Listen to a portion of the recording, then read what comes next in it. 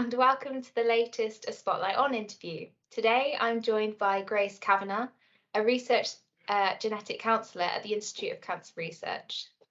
So, without further ado, Grace, could you introduce yourself and tell us a little bit about what you do? Sure. Well, first of all, thanks for having me here. So, my name is Grace Kavanaugh, and just as you said, I'm a research genetic counselor at the ICR in Dr. Claire Turnbull's team in London. The past 18 months, I've been working primarily on the BRCA-DIRECT study within that team. Brilliant. And just for a little bit of background, Yeah. I'm from the United States, and that's where I did my genetic counseling training Oh, brilliant. Okay, when did you move to the UK? in 2020. Oh, wow. Optimum timing. Yeah, good year. Yeah. Can't remember anything else that happened that year. Hmm. So that's brilliant. Thank you for that intro. So what does your role as a genetic counsellor involve, maybe sort of day to day? Yeah. So I work completely in cancer genetic counseling. So essentially, what I do is I help people understand hereditary cancer risk. So I work with people who have had cancer themselves, or I work with people who have a family history of cancer.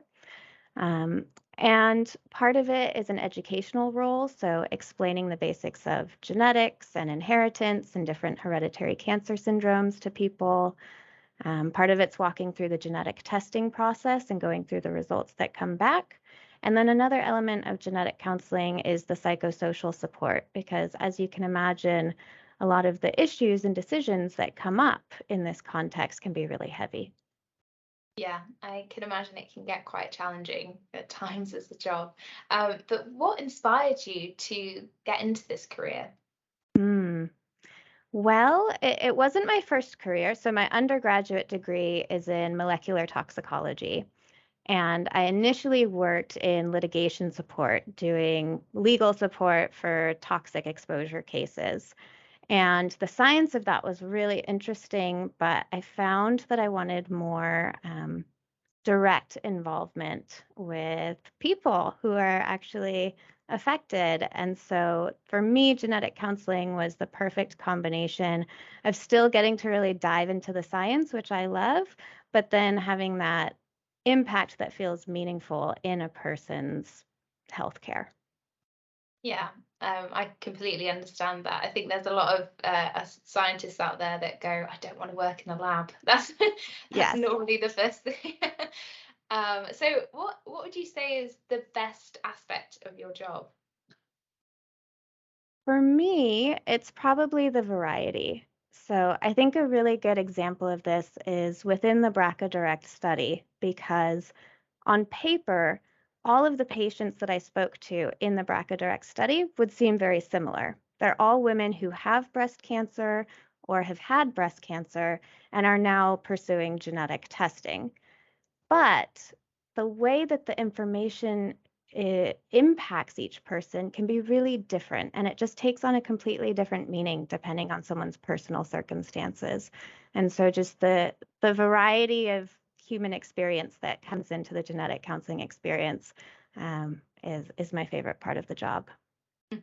Yeah, that sounds incredible. Yeah, you've mentioned the BRCA study there. We'll sort of delve into more detail on that a bit later.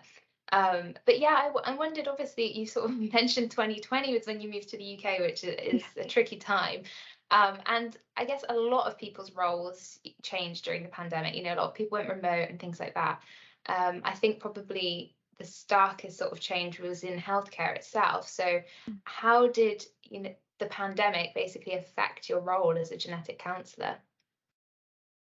So I actually graduated from my genetic counseling program in 2020. So Oh, wow.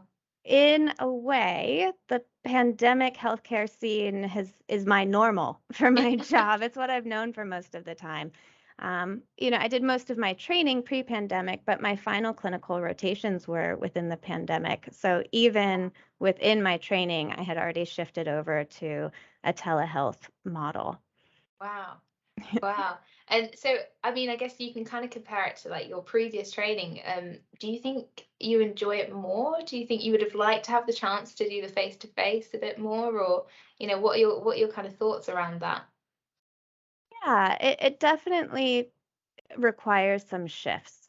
So the main one for me in terms of um, my counseling style and my educational style would Mm. be I had to really switch to a verbal agenda Yeah. there rather than using visuals, which was initially a big part of my genetic counseling interaction. So that was a shift. And there, I think that sometimes there's certain patients where an in-person interaction is just going to work better, but on the whole, um, it can work really well to have the telehealth Yeah. model. Yeah. Yeah, definitely. I think, like you say, I think initially people were quite reluctant about, anything going remote, really. And I think quite quickly everyone's sort of come around to it. You mentioned Yeah. something really interesting there, and this is just sort of from my ignorance. I don't really know. So when you say like you would use a lot of kind of visual tools, what kind of things would that be, and like how have you shifted to change that? Right. So some of them might be graphs. So a simple pie chart, for example, to show what percentage of a type of cancer is normally hereditary versus sporadic, might be something like that. Or also trying to draw out representations of chromosomes or genes and showing different possible inheritance patterns. Or if someone's pregnant and they're thinking about passing it down, showing the different combinations that could happen for that couple. Those were the types of things that I would normally draw out. I also really liked having the person be able to see the pedigree that I was drawing. Um, I think that they could directly get on the same page as me, literally, I suppose. And so it gave us some structure and a point of conversation. So now I will tell people, I am drawing your family tree right now. I'm including the different cancers. I'm writing down the ages so that they know why I'm asking all these different questions. Oh wow, yeah. I had like that whole aspect of it I wouldn't have considered. That would kind of be you'd have to shift in that way. I think that's really interesting. Yeah, so I mean overall it's kind of like been a positive change. I think of one aspect of this is that um with telehealth generally, medical professionals are able to access like more patients. Do you think that's like a positive move in the right direction, specifically, I guess, for genetic counselling as well? Yes, I completely agree with you. I said there's lots of pros and cons, but that benefit of expanding access, I think, outweighs most of the cons because that's so important that people who otherwise may not have been able to access genetic consultations now have a means to do so. So I wanted to move on to more broadly, or more specifically, even BRCA testing or BRCA testing. Mhm. So, what are some of the challenges with current genetic testing programs, and specifically with BRCA testing? Yeah. So really it's a resource allocation problem that we have with BRCA testing right now. So in the past, BRCA testing and genetic testing, the limiting factor was the laboratory costs and the laboratory time. But now that we've have so much more knowledge about variant interpretation, for example, and sequencing technology has come a long way, it's not the laboratory that's the limiting factor anymore. But we still have this complex eligibility criteria that was created initially when there was that bottleneck there. So it's a bit of a paradox because we are trying to we're trying to allocate resources strategically, and in doing so, we're using lots of time and resources. So we kind of get going in this circle. And the other issue is that we estimate that about half of people who have a BRCA mutation don't even meet the eligibility criteria based on family history. So it's missing a good proportion of people. Wow.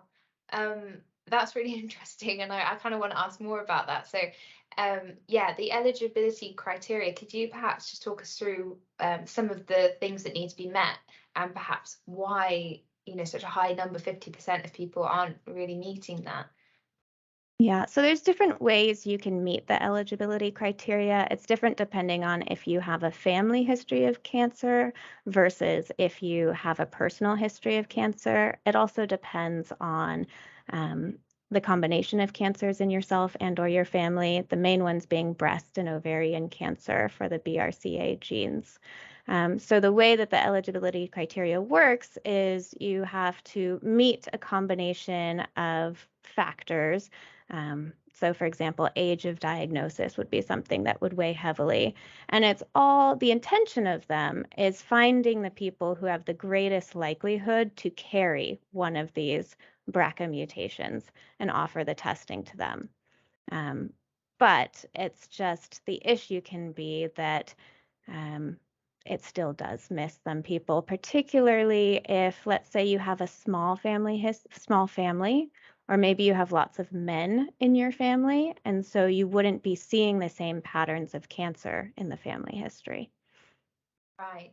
Okay. Yeah, that makes sense. Do you know of, or are there sort of steps being taken to try and get that eligibility criteria to work for more people, or, is that something you think should be looked into a bit more? So it is, the criteria does evolve as everything in genetics is evolving.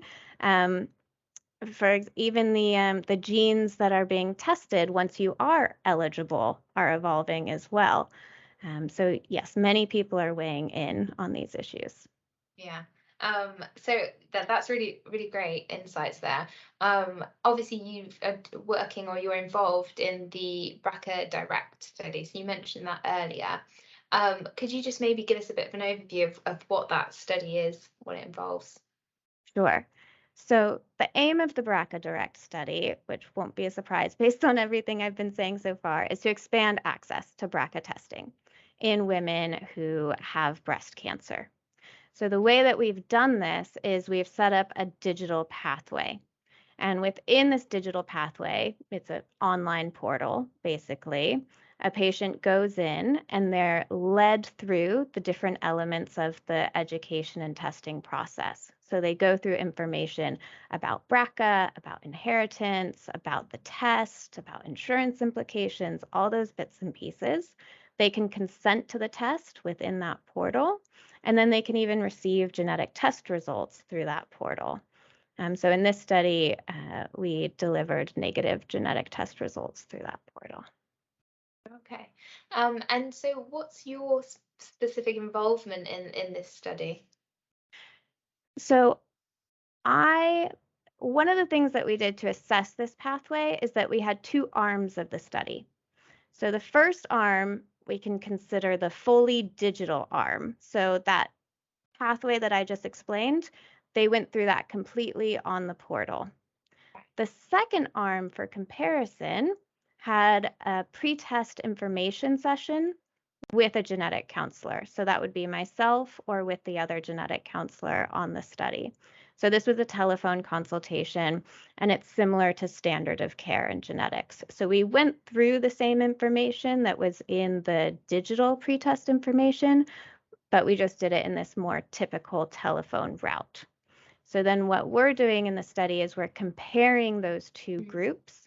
So we're looking at how satisfied people were with the process. We did some knowledge questionnaires, so seeing if people had any difference in their knowledge scores depending on which branch they went through, and then also looking at patient anxiety within both of those branches. So that's a long way of giving you one piece of my role in the study, which was doing the genetic counseling for that one arm of the study, but then also helping set up the study initially, the day-to-day recruitment and running of the study, and now helping assess some of the results. Yeah, it sounds really, really interesting. And yeah, so in terms of results, you recently, I think quite recently, published the pilot study results. Could you tell us a bit about, I guess, some of the key findings from that pilot study? Yes. So the pilot study is our first about 130 patients who went through the pathway. And what we really wanted to see is if it was encouraging for us to go forward with the fully powered study. And so we looked and saw that there was really high uptake of the genetic testing for the people who did consent into the study. We saw high satisfaction with the pathway. The numbers are small, so we really can't say too much about the statistical significance of difference between the groups at this point, but we did see similar trends in knowledge scores and in anxiety levels between the two groups. So overall, it did allow us to proceed with the fully powered study. That's really interesting. So yeah, essentially the two groups were actually quite similar.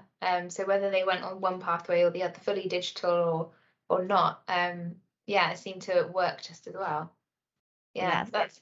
that's I mean that's great. I'm assuming that's what you wanted wanted to find. Yeah. Right. Well, and it will be very interesting to see when we have the full numbers as Mm, well. So we yeah. still stay tuned. Yeah. Stay tuned on that one. So yeah, that's kind of the specific results from that pilot study. But generally, it might seem kind of obvious because we've sort of talked about some of the positives of telehealth more generally. But what are some of the key advantages that the BRCA-DIRECT platform can potentially provide? Right. So one of them is that, it's designed to address this resource issue. So we've talked extensively about that. It removes the more generic elements of the BRCA testing process from the clinic, and the patient is able to do that at their own home or wherever they find most suitable. And that in itself offers a lot of advantages to the patient.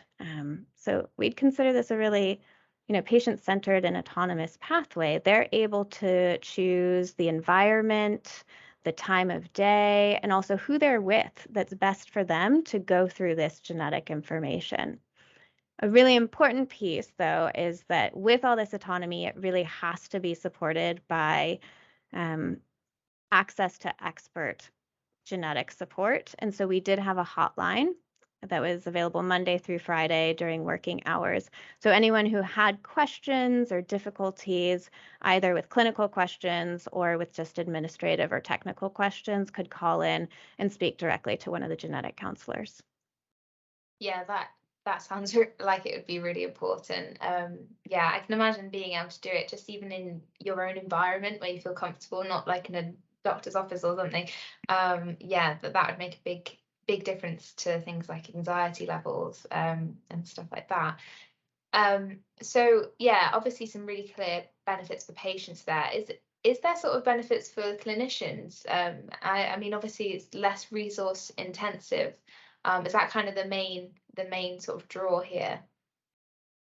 So and it's different for different clinicians. So I would say for the treating doctors, this is a way to get really rapid test results, which can be helpful, especially for breast cancer patients. These results can be pressing because it can impact treatment decisions. Um, so that's a big piece there. Uh, and then also from the genetic side, it really allows us to focus the most resources, the most time and attention on the people who need additional support or people who come back with a positive result. Yeah, that which is equally important. So what are the next steps for this study? So there's a few things that we have in mind. So we're definitely looking at ways to apply our learnings and experience from BRCA Direct forward. We are hoping to expand BRCA Direct into more locations and reach more patients that way. So we're waiting to hear on some funding to see if that will move forward. And then we're already working on a project that's being spearheaded by NHS England that's to deliver BRCA testing to people with Jewish ancestry.